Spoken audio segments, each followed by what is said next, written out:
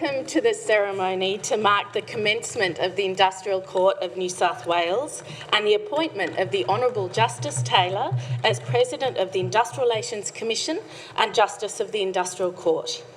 I invite Uncle Alan Murray, a descendant of the Wiradjuri and Koomilarai nations and chairperson of the Metropolitan Local Aboriginal Land Council, to welcome us to the Gadigal Nation.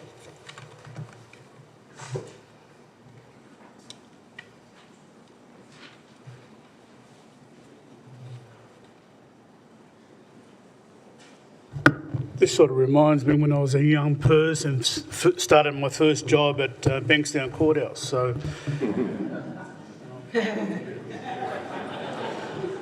good morning to you. Welcome to Gadigal land. Always was, always will be Aboriginal land. Under the circumstances, should I do a bad thing or a good thing? But I would say this is that part of, I suppose, the stolen generations about the lost revenue that they couldn't receive before or after their, I suppose, their death, their timely death. So what it means to them is this, is that if they would have received an equal pay, even though working for a Aboriginal master, and the master was the gatekeeper caring for Aboriginal children, what does it mean today?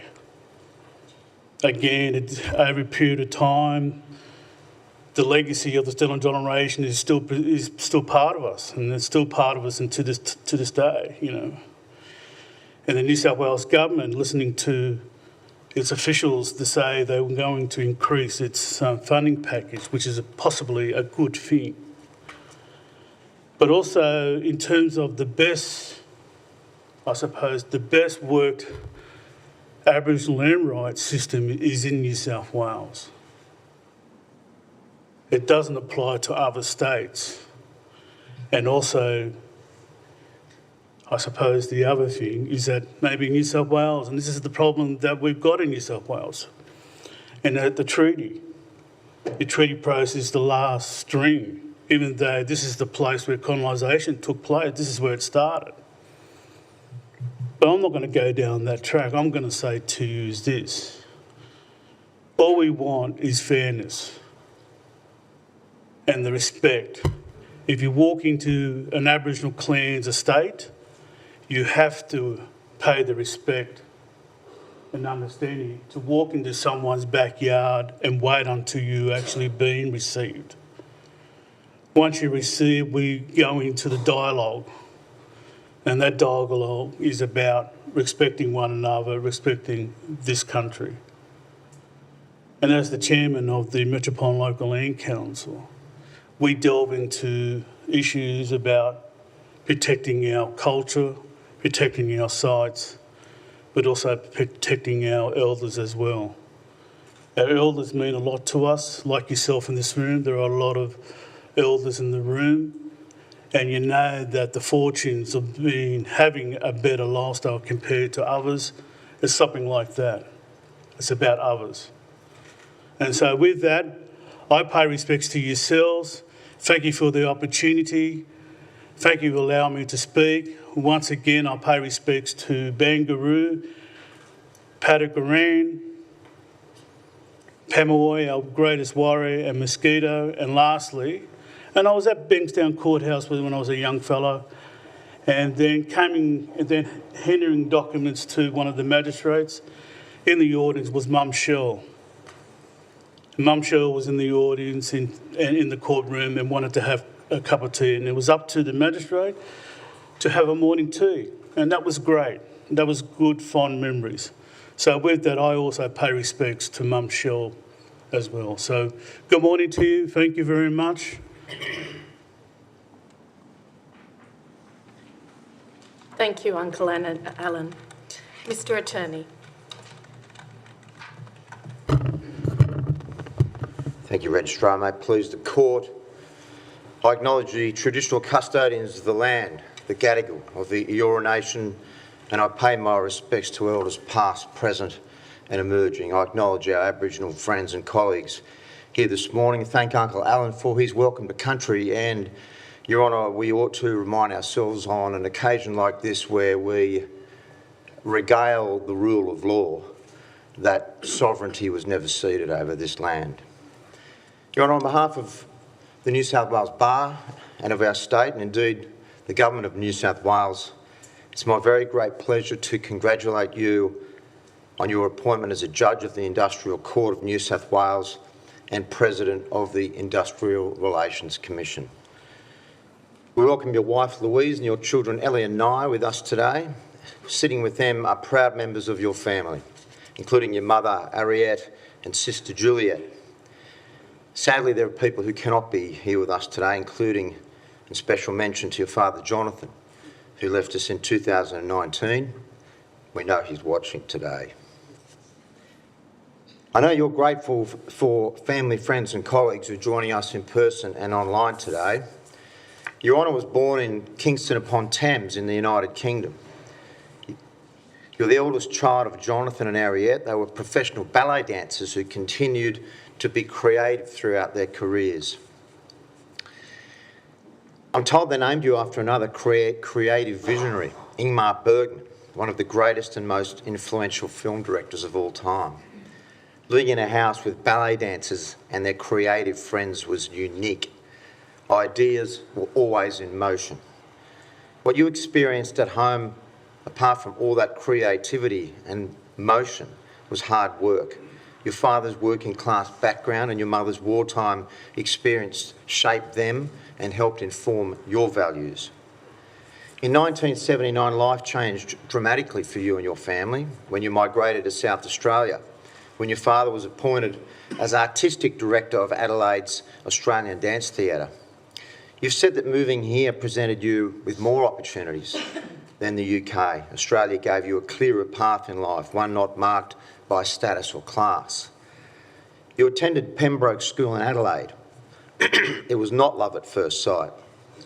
It was a new place, and you were the English kid trying to find your way in a new land. They also didn't play soccer. AFL was the game of choice, but you weren't having a bar of any of that aerial ping pong. The only point, Your Honour, where you still get a point for missing. So under the guidance of a football-loving teacher, you were able to turn a lunchtime kick around with the round ball into a fully fledged team. These days, you're proud to note that the Pembroke Old Scholars now has five times more soccer teams than AFL. Well done, Your Honour. You did well at school and hung out with the clever kids, spending a lot of time playing Dungeons and Dragons and being involved in the arts. As you grew, your love of soccer continued and you played for the local Polish team. This opened your eyes to a new community and you loved playing with them. You loved that sense of family. Also growing was your worldview and your thoughts on the impact that you wanted to have on your community. Your emerging views were forged from your parents' outlook and cultivated through education and experience. Your philosophy was always about fairness. This manifested as a long-standing passion in politics. At the University of Adelaide in 1983, you studied politics as part of a Bachelor of Arts. A year later, you started your Bachelor of Laws. You figured that to master politics, it would be more than helpful to first master the law. You loved university both inside and outside of the classroom, and you thrived with your studies. You became president of the Students' Union and then graduated from university in 1989. You were admitted as a solicitor the following year. Since 1990, your career in employment and industrial law has been a testament to your dedication, expertise and the pursuit of equity and fairness. It began at Baker and McKenzie, whilst also studying for a Master of Laws at the University of Sydney. From 1993 to 1997, you made significant strides at the Association of Professional Engineers, Scientists and Managers Australia, or APESMA. Starting as an industrial officer, you rose to become National Director of Legal Services. During this time, you not only represented the association in pivotal cases, but also established the in-house legal practice. You were called to the bar in New South Wales in 1997, having topped the bar exams. Commencing at Higgins Chambers and later moving to State Chambers, you initially focused on industrial and union issues. You practiced and expanded to include substantial representation of the state of New South Wales as an employer.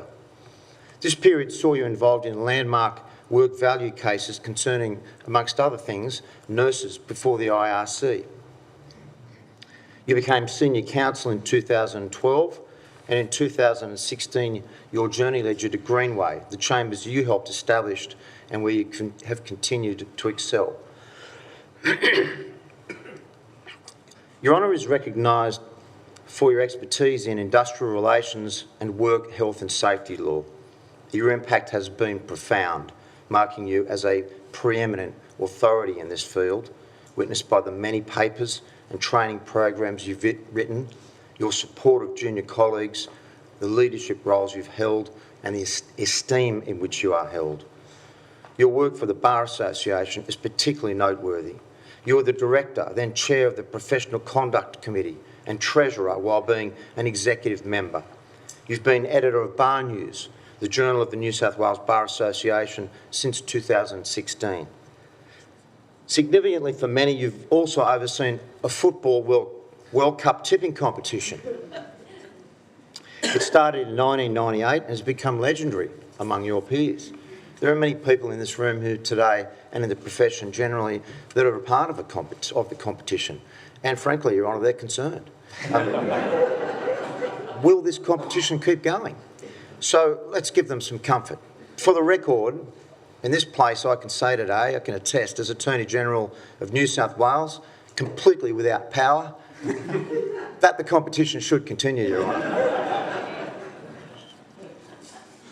Your Honour, colleagues consistently say the same thing about you. Your Honour is someone who gives great confidence to others. This engaging personality translates well in court. You are disarming, professional and respectful. And it must also be said, you dress magnificently. Colleagues have told me that it's hard to have a crossword with you because of your calmness and fairness. You get on well with everyone, except for cats. Lawyers has offered that cats seem to dislike you, and the feeling is mutual. Others have found a few tiny faults. They say that your constant ums and ahs will keep the court reporters busy. And those closest to you believe fervently that you are quite fond of your own hair.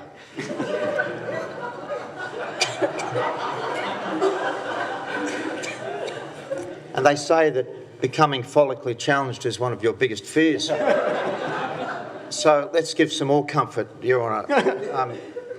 Perhaps Your Honour might take comfort from the fact that this role comes with an optional gown and wig, should one ever be needed.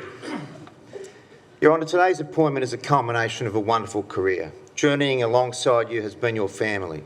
Louise is your #1 supporter and you, in turn, hers. You met on a dance floor in Perth. She was impressed by your moves and intrigued when you drank champagne from her shoe. You see, that was a pioneering shoey. A true act of Australian flirtation, just to show Louise that you weren't that English kid anymore. Louise loves that you've always tried to be your best, whether it's soccer, cycling, making school lunches, or just being her best friend. This enthusiasm flows into your love of travel and theatre. You've also been known to turn into Frank Sinatra at functions without any invitation or encouragement. Family and friends know you to be caring and loyal. They recognise that you've done the hard yards. You've prioritised family. You and Louise are super parents to Ellie and Nye, and they're both proud of you as well. Your Honour, this commission has a long and distinguished history. In fact, the Industrial Commission of New South Wales is the oldest industrial relations tribunal of its kind in the world. The Court of Industrial Arbitration, as it was originally called in 1902, was not only the first, but the preeminent industrial relations tribunal in this nation. It set workplace standards which were subsequently taken up by the Commonwealth Court of Conciliation and Arbitration and adopted by state and federal legislation. For example, in 1907, the Commonwealth Court handed down the famous Harvester decision, which established principles for determining the national minimum wage. But 2 years before, in 1905, Justice Hayden of the New South Wales Court in the Sawmillers case had already outlined the principles that should determine the state minimum wage. In Justice Hayden's words, a minimum wage should be adequate to ensure, and I quote, that every worker, however humble, shall receive enough to enable him to lead a human life, to marry and bring up a family, to maintain them and himself with, at any rate, some small degree of comfort, end quote. This court has always been responsive to the industrial problems of its time. In the 1980s, the Industrial Commission of New South Wales, as it was called then, led the way in developing standards for redundancy pay. After the economic recession and during the Christmas break in 1982, thousands of workers lost their jobs and the ranks of the long-term unemployed tripled. In response to these layoffs, the Commission handed down judgment in Crocker's case, which was the first judgment in Australia to set standards for redundancy pay. We owe our statutory rights of termination notice and redundancy pay in the Commonwealth Fair Act in large part to that decision. In 2000, the Commission established the equal remuneration principle as part of its wage fixing principles. And in 2015, it applied that principle to determine that the award rates of pay for Crown librarians, library officers and archivists, being female-dominated occupations, did not properly reflect the value of the work, precedents that have subsequently been applied in other states and at the federal level. The equal remuneration principle developed by the IRC does not require a male occupational comparator to establish gender-based undervaluation of wages. This was an important factor in the decision in the childcare workers' equal pay case in 2003. I note further that recent legislative change to the Fair Work Act has adopted this approach to equal pay in the federal system, a further example of the jurisprudence in New South Wales influencing the federal system. For most of its 123 years, the Industrial Relations Commission has been led by justices with a status equivalent to that of a Supreme Court judge. The amendments to the Industrial Relations Act that commenced on 1 July 2024, and I give credit to Minister Kotsis, who is an apology today, who is overseas, have restored that position. There have been so many changes to the industrial landscape since the court sat last in 2016, let alone since 1902. Still, Justice Hayden's words in the 1905 Sawmillers judgment are useful today as we usher in this revived court. He said, "It is idle to expect that decisions of the court will give satisfaction to everybody or be above criticism. But, bearing in mind the enormous advantage to employer, workmen and the public at large of the prevention of industrial war, I think it may fairly be expected that the decisions of a well-constituted tribunal should be, on the whole, beneficial to the community." Hear, hear. Your Honour, your leadership will ensure that this court is strong and independent, fair and reasonable, efficient and productive. You're a person of the utmost integrity, which will help create the safest and fairest of workplaces for the people of New South Wales, along with your brother judge and sister judge. I know you're extremely proud to be appointed to the Industrial Court and you're eager to get started. And so can I say in conclusion that the best wishes of the Premier, the Cabinet and all members of the New South Wales Government go with you, Justice Chin and Justice Pangachalam. The Court has been revived. It is a proud day for our government and for the Labor movement. And now, as they say, it's all up to you. Godspeed. May it please the court. Thank you, Mr Attorney. Mr McGrath. May it please the court. I acknowledge the Gadigal of the Eora Nation, the traditional owners on the land on which this court stands, and pay my respects to their elders past and present. I acknowledge and extend my respect to all Aboriginal and Torres Strait Islander people here with us today. Your Honour, on behalf of the Solicitors of New South Wales, it is a privilege to be invited to address this court to mark the exciting new chapter in our state's legal history. Today we mark not only the commencement of the Industrial Court of New South Wales, but also Your Honour's appointment as President and Judge. We celebrate the start of a new chapter in industrial relations law in New South Wales, almost 125 years on from when it first began. As the Attorney outlined, originally established in 1902 as the Court of Industrial Arbitration, it has seen several iterations throughout the 20th century, existing as a separate entity at various points until 1926, when it was dissolved and replaced by the Industrial Commission of New South Wales. The Industrial Relations Act of 1991 saw a revival of the court, tasked with handling civil matters, prosecutions and legal issues. A 1996 reform subsequently streamlined the system and merged the court back into the broader Industrial Relations Commission. Then the Industrial Relations Act of 2005 enabled the Commission to be called the Industrial Court of New South Wales in court sessions. However, in 2016, this was once again dissolved when all industrial disputes and matters relating to work health and safety in New South Wales were transferred to other courts. Almost a decade on, here we are, the first day of the new Industrial Court of New South Wales and welcoming its new president. Your Honour, while you were only a member of the Solicitor Branch of New South Wales from 1990 to 1997, your colleagues from that time have recalled the early buds of what would blossom into a remarkable legal career. In testament to Your Honour's skills and your character, we have received glowing references from your two bosses from your time as a solicitor. They are in attendance here today, and while they too can take pride in your accomplishments, they both express how very proud they are of you. After your admission as a solicitor in 1990, Your Honour spent 3 years as an associate at Baker McKenzie in the litigation section where you specialised in employment law. It was here that Your Honour was first introduced to industrial relations, working alongside your first boss, Fiona Inverarity. This area of law was to become, in the words of another person we spoke to, the bedrock of your career, a foundation that has culminated in today's celebration for your appointment. Ms. Inverarity recently recalled her earliest memories of Your Honour was, in her words, a summer clerk and a very baby lawyer. Even though some years have passed, she remembered your empathy for the work and how you always thought deeply about what would happen to the workers caught up in disputes. Your Honour was always incredibly principled in how you approached your duties. Now, that does not mean that there was no time for any humour or lighter moments. In years gone by, it was standard practice for an affidavit to note that a writer was above the age of 16 years old. At the time Your Honour was working for Ms. Inverarity, she was approaching 30 years old and with mixed feelings about that milestone. Your Honour was still a number of years away from that significant birthday. And it was with humour that she remembered receiving a draft affidavit prepared for her by Your Honour that noted, and I quote, "I'm a lot closer to 30 than 16, just in case you needed the reminder." Aside from this workplace banter, in your early years as an industrial relations lawyer, Your Honour took particular care in attempting to understand a workplace holistically and from all perspectives.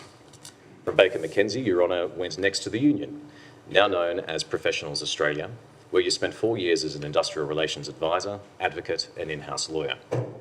This move perhaps seemed a natural next step for someone already making an impression as an industrial relations lawyer, though it seems that something else drove Your Honour to make this application. Your boss from the union, Martin O'Connell, recalled that included in the association's salary package was a new vehicle. In making your case for this position, Your Honour very honestly disclosed, and I quote, "I have an ancient Morris 1000, so I'm interested in replacing my car." No matter what steered Your Honour to this role, it was a position in which you excelled.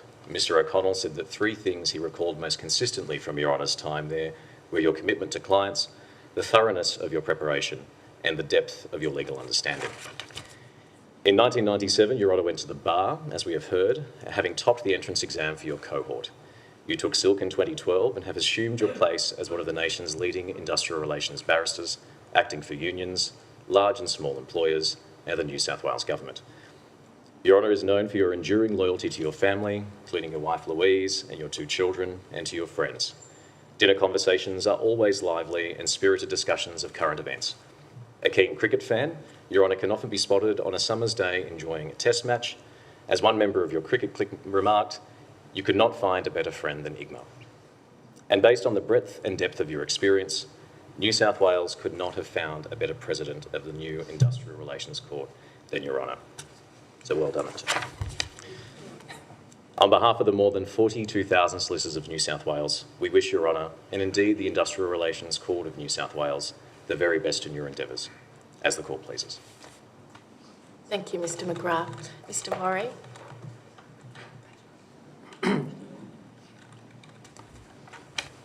If it pleases the Commission, I'd like to acknowledge the traditional custodians on whose land we meet today, the Gadigal people of the Eora Nation, and I pay my respects to elders past, present and emerging. New South Wales has a long history dating back to the stonemason strike of 1856 for the 8-hour day. Almost 100 years ago, the Industrial Commission commenced its work of arbitrating disputes over pay, working conditions and the resolution of strikes. Today's ceremony is one of the final steps in the re-establishment of the New South Wales Commission as an independent jurisdiction in New South Wales. The New South Wales Union Movement acknowledges the commitment of the Minns Labor Government to restoring the Commission and the industrial judicial functions.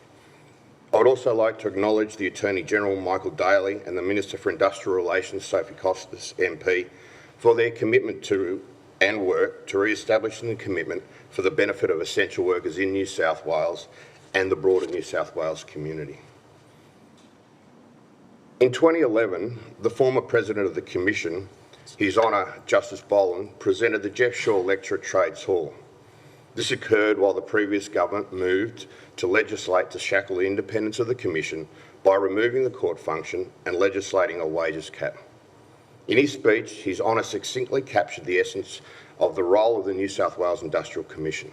His Honour said, "The Act provides an unparalleled framework for the conduct of industrial relations that is fair and just. It was drafted following extensive consultation with employers and unions. The Act was drafted with a view to the best model to meet the interests of the industrial parties and ultimately the people of the state. The Industrial Relations Act of 1996 continues to serve the people of this state well, essentially at its heart, the great Australian value of the fair go. The 1996 Industrial Relations Act has stood the test of time. A small tract compared to the voluminous pages of the Fair Work Act. Yet its simplicity belies the ingeniousness of its power to enable the making of decisions under a series of principles, no matter how specific the circumstances of the case, that case can be resolved. Such was the confidence in the effectiveness of the Act and the New South Wales Commission, our movement and my predecessors often argued its adoption at the national level as a model on more than one occasion. The current income inequality and the continuing concentration of wealth within a smaller and smaller cohort of Australians arguably justifies their position. The need to restrain an active state jurisdiction to moderate the excesses of a federal system based on the corporations rather than the arbitration and conciliation powers of the Constitution remains a reality for over 400,000 essential workers in our state. A one-size-fits-all limited industrial system does not assist an economy or a state as large as New South Wales. The balance and independence of the Commission is fundamental to its effectiveness and retaining the confidence of those who appear before it. Much of the work done in this place, and I mean literally this place, often unrecognised, was essential to the stability and the success of the New South Wales economy. There is now an opportunity for Your Honour and the Commission to continue the vision of the Honourable Jeff Shaw to be bold and innovative in the way it will manage the matters that come before it. For working people, many with limited financial means and resources, I hope this Commission will become a place where justice can be sought and achieved. For the union movement, we are hopeful the Commission under your stewardship will be an innovative place where there will be a fair go for workers. This doesn't mean the Commission will always deliver the decisions we would like. However, if it is a court which is trusted, respected, innovative and provides a fair go for all, then it will go a long way to ensuring New South Wales is a state which can retain and attract the best essential workers in the country. In turn, this means we'll have the best public services in the country, and in a cost of living crisis, the public sector and the services it provides becomes even more important for the betterment of our communities.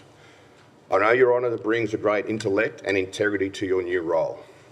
I believe your vision, leadership and stewardship of the Commission will ensure a trusted, respected and innovative court, that will provide a fair go to the workers of New South Wales. I congratulate you on your appointment and wish you all the best in the years ahead, if the Commission pleases.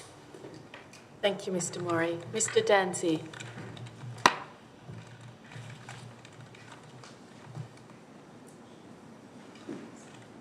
If it please the Commission. In rising to speak, I acknowledge the numerous distinguished guests in attendance, and I join others in acknowledging the traditional custodians of the land on which we meet and pay my respects to their elders past and present. I also make my usual disclaimer when speaking at occasions such as this: nothing I say here today is to be used against me in court. It's a great privilege to address the Commission today on behalf of local government as we recognise the re-establishment of the Industrial Court of New South Wales and welcome His Honour Justice Taylor as President of the Court. Justice Taylor, I'm advised you share similar views to one of my former employers about representation by lawyers. And noting on the last guest speaker today, finding content the other speakers haven't already used has been a challenge involving great complexity, even for a lawyer. It's appropriate I start by saying a few words about the reconstitution of the court and restoration of the Commission's powers and functions. All the industrial organisations who represent local government in New South Wales have advocated for the Commission's powers and functions to be restored for some time, and we are delighted to see it finally happening today. I commend the New South Wales Government and in particular the Honourable Sophie Costas MP on getting the job done and on making 3 outstanding appointments to the court. According to the Commission's website, the court was formally reconstituted on Monday the 1st of July at a ceremony in Queen Square, Sydney. So why are we here today, you might ask? If 1 July were to have marked the official reconstitution of the court, it would have coincided with the day in history when the first ever video was uploaded onto YouTube in 2005. The video was titled "Me at the Zoo," which is perhaps how His Honour will feel by the end of today. 9 July is a much more appropriate day in history for an occasion such as this. On this day in the year 1900, the Australian Constitution received royal assent from Queen Victoria, establishing the Commonwealth of Australia.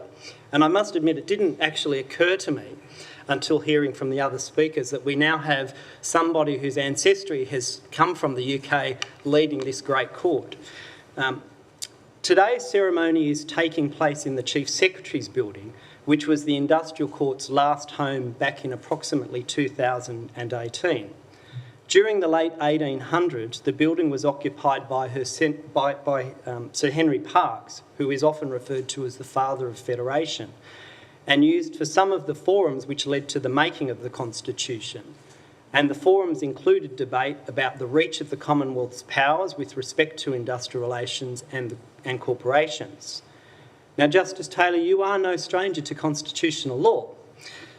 Throughout your career as a barrister, you have fought valiantly in several constitutional law cases as defender of the jurisdiction of the court over which you now preside.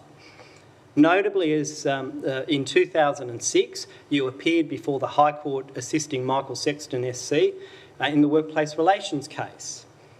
The workplace relations case has similarities to another significant event on this day in history. On 9 July 1958, an earthquake in Latuya Bay in Alaska caused the highest wave ever recorded in in history, I should say. And wash from the tsunami reached a height of 520 metres. And just like the workplace relations case, where the High Court's rejection of your arguments washed away all hope of a return to a pre-work choices industrial relations, the tsunami wiped out everything in its path. Your Greenway Chambers profile indicates that you are an avid supporter of the Sydney Swans. This led me to wonder whether you ever ran any cases before Commissioner Liz Bishop, another avid Sydney Swan supporter. I came across the case Australian Services Union versus Sydney Water Corporation. It's unnecessary on this Super Tuesday for me to indicate the outcome of the case. Suffice to observe, sometimes being a Swan supporter isn't enough. The case also led me to wonder whether you are a typically average Aussie bloke. And if for those that are not sure where that comes from, go back and have a look at the case. It's a well-known fact you have the best head of hair of any Commission President to come before you, which already means you're not an average Commission President. We've also heard you came first in the bar exam, which suggests you're a cut above the average lawyer. Your Greenway Chambers profile also indicates that Ingmar works entirely electronically, so prefers that all documents are sent to him in PDF. This suggests you are ahead of the curve when it comes to embracing innovative technology. It's been brought to my attention that in 2023 you gave a presentation at the Union Lawyers and Industrial Officers Conference on the topic, The Paperless Advocate. And by all accounts, it was a very impressive presentation, which included a demonstration by you on how to convert any document into PDF, sort documents into folders, and share those documents instantaneously by electronic means to whoever may require them. Unfortunately, your presentation was lost on some of the industrial officers who don't own iPads, Surface Pros or laptops. And many in today's audience will, and no doubt, find that it's ironic to have someone so ahead of the technology curve who now presides over an institution that is not known for its use of technology. It's great to see that you're already having an impact with a revised Practice Note 32 being released on the 1st of July, increasing the availability of filing by electronic means and expanding the range of forms that can be filed using the online registry. I'm advised that when you played soccer for Sydney Uni, you were a dashing winger. Unfortunately, 2 ACL injuries prevented you from playing soccer beyond the level of a typically average Aussie bloke. However, your disappointment in not being able to represent Australia at the Soccer World Cup may have been what inspired you to later run the Not the Bar Association World Cup footy tipping competition. And despite developing the rules for the competition, I'm reliably informed you excelled at being a typically average Aussie bloke when it came to picking a winner. There are, of course, stories about what you got up to at Industrial Relations Society conferences in your younger years, but unfortunately for the audience, as a fellow IRS member, I'm bound by the IRS code, what happens away stays away, and can't share these stories with you today.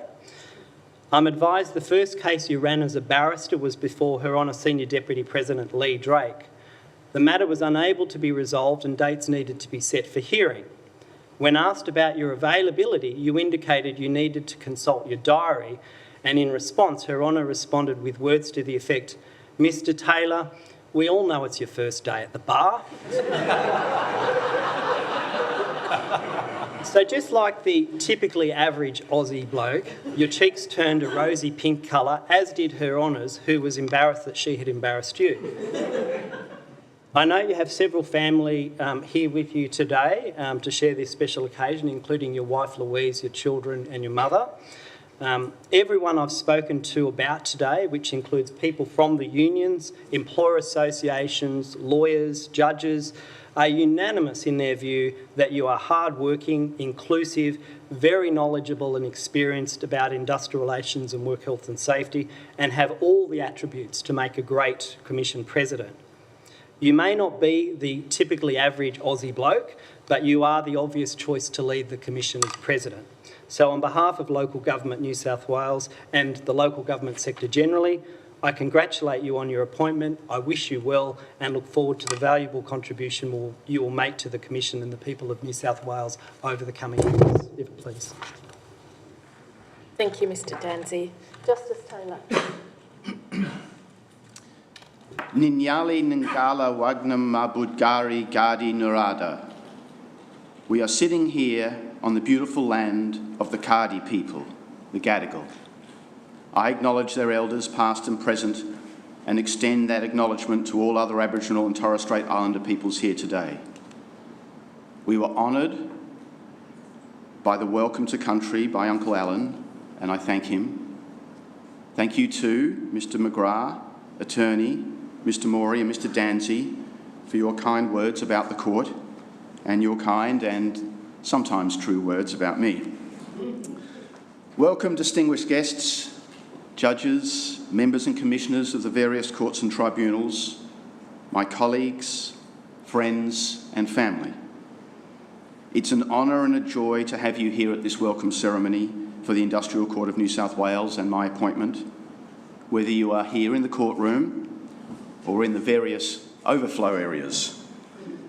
In theatre, it is standard practice to pick a theatre size that guarantees a sellout. As the attorney mentioned, the Commission has a long and proud history.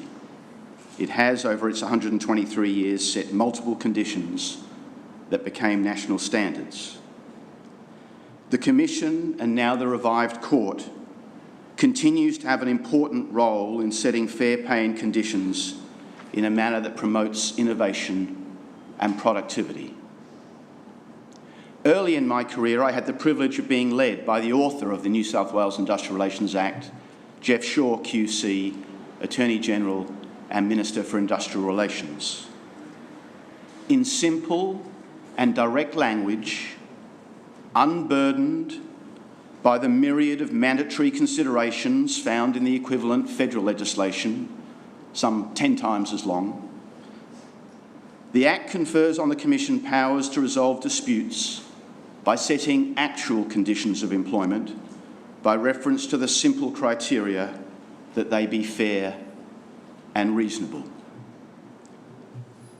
The High Court Work Choices case, which Mr Dancy was good enough to point out that I lost, reduced the jurisdiction of the Commission, but the jurisdiction remains important.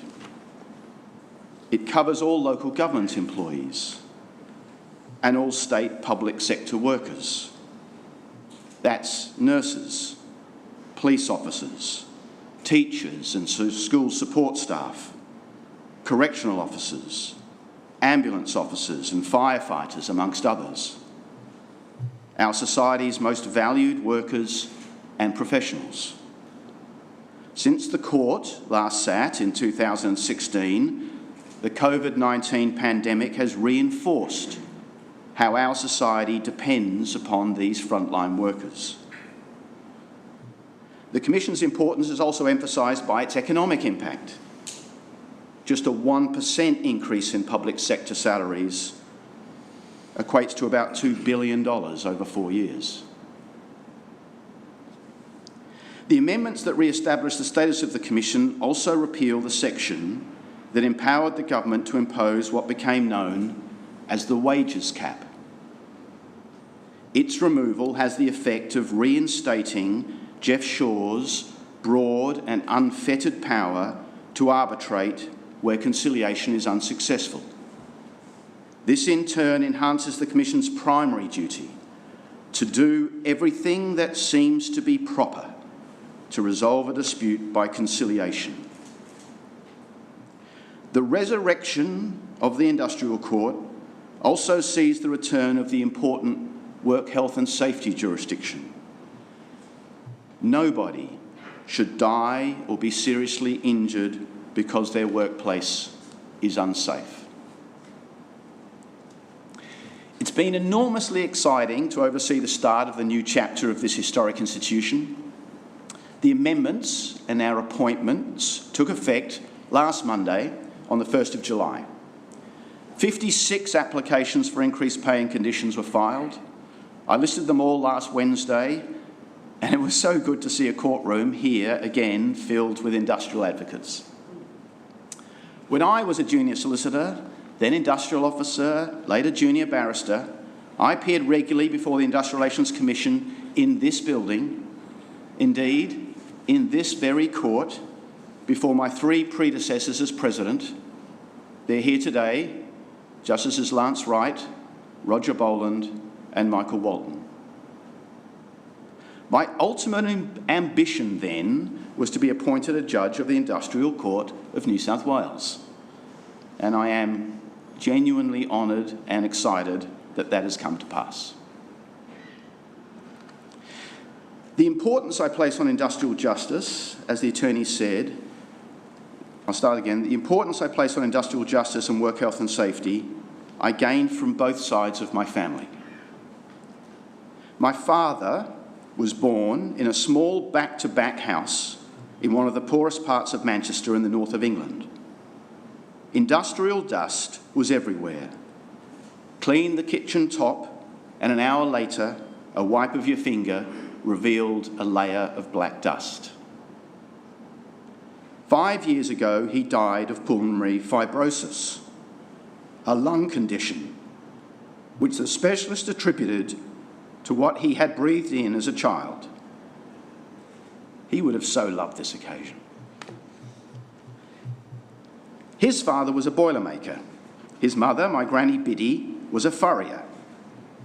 Dad was a real-life Billy Elliot. At the age of 15 years, he went to London by himself to study ballet full-time. He was trained by the Royal Academy of Ballet and went on to become a professional dancer of renown, featured on billboards across London. My mum, who's here today, was born in Amsterdam to an educated middle-class family. She recently gave me this doctorate in law thesis, written by her grandfather, Isaac van Rossum, in 1889. It's titled Concerning Judgments of Disputes Between Employers and Workers. Amongst other things, it calls for compulsory mediation before arbitration. Now, mediation in Dutch is verzoening, derived from zoen, to kiss, an expression that some may think has a more romantic ring than mutual gains bargaining. After living through the Nazi occupation, Mum too became a professional dancer. Later in life, she became a successful theatre director and has directed for leading companies, including the Sydney Theatre Company. My parents met in 1961 as young dancers in Amsterdam, and within 6 months they were married and dancing at Ballet Rambert in London. Dad was 21, Mum was 22. I was brought up in Richmond, London, the eldest of 3 children. For a while, I did ballet classes at the same dance school as my father had studied. Mum remembers picking me up from the underground and me standing on the platform at peak time shouting, "Look, Mum," and proudly demonstrating my tour en l'air. By his mid-30s, my father's dancing days were over, and as the attorney said, he was offered the position of artistic director at the Australian Dance Theatre. And so my family, including my 2 younger sisters, both of us here with us today, emigrated to Australia when I was 11 in 1976. When my twins turned 11, I reflected on what a momentous decision that must have been for them. We arrived in Adelaide in early November. It was hot, really hot. We stayed for the first 2 weeks in Scotty's Motel, which features a 5-metre concrete Scotsman in a kilt, one of Australia's first big things. Nearby were the Adelaide parklands replete with yellow grass, hiding a multitude of 3-cornered, razor-sharp bindies. Talk about culture shock. All 3 Taylor children worked as professional actors at one time or another. Indeed, my first union was Actors' Equity. None of us, however, ultimately pursued theatre careers. Juliet went to NIDA, but then qualified as a primary school teacher and became a principal. Reby is an associate professor of history at the University of Tasmania and the award-winning author of 2 books. Now, no one gets to a position like this without mentors. My first, at Baker & McKenzie, was Fiona Inverarity. This was at a time when even large firms had no more than 1 associate doing employment law. As a result, when Fiona went on leave, I was instructed to send my draft letters to her friend Lynn Burns, who worked at Mallison's, 6 floors above us. Next, as an industrial officer at APESMA, New South Wales Director Martin O'Connell taught me how to understand the human dynamics of an industrial dispute and demonstrated how to be a good leader. From there, I went to the bar, starting at HB Higgins Chambers on the same day as Adam Hatcher, now President of the Fair Work Commission. Those formative years at HB Higgins Chambers led to strong friendships, including three I'll mention. My Vice President, Justice Chin, Mark Gibeon, now Vice President of the Fair Work Commission, and Petrus Ginters, who we all sadly miss. In my early years at the bar, I had the privilege to learn from the best. Richard Kenzie KC led me in the High Court on a number of occasions, and in my view was the preeminent industrial advocate of his time. While Max Kimber SC, my excellent tutor, taught me, amongst many other things, how to identify what in a case is red hot. I've made many great friends at the bar, including at State Chambers and then at Greenway Chambers and on Bar Council, who've all lifted me and assisted me in so many ways. I'm glad so many of you are here today. I look forward to our continued friendships. And Attorney, it's good to hear approval from the First Law Officer of the state for the continuation of the Not the New South Wales Bar Association World Cup tipping competition. Finally, I want to thank some people. First and foremost, my wife Louise, the love of my life, my most valued advisor, and my best friend. There's nothing I enjoy more than being with her. My two children who are here today, Ellie and Naya, from whom I have learned so much. Ellie, who's a rower and a photographer, lifts the spirits of all those around her and is a strong advocate for equity. Nye, who's about to start a doctorate in pure mathematics, is a thoughtful young man with outstanding values. We are so proud of them both. And Dominique Elder, who's worked for me for 20 years, who's followed me to the court and is sitting below me today. She was instrumental to my success at the bar. Can I thank Una Doyle of the Judicial Commission and the Judiciary for their warm welcome. We have been overwhelmed by the goodwill of so many. Can I thank my registrar and my fellow commission members for being so welcoming, and my fellow new justices, Chin and Panaculum, for their work and collegiality since our appointments were announced. I am really looking forward to our years of working together. Thank you to our staff, including our stage manager for today, my associate, Rebecca Cervalio, for organising this event, and my thanks to all of you for being good enough to join us today, either in person or online, to mark the re-establishment of the court. We're about to adjourn. You're all welcome to join us for the morning tea in the room behind us. In the words of the Gadigal, Didjirigora Yana Yanawi, thank you for walking with me. Let's walk forward into the future together. All stand. This Honourable Commission is now adjourned.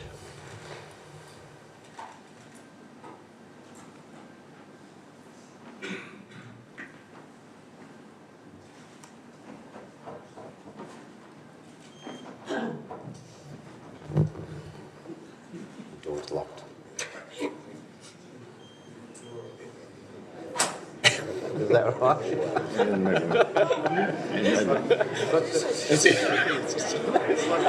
Constantly tapping.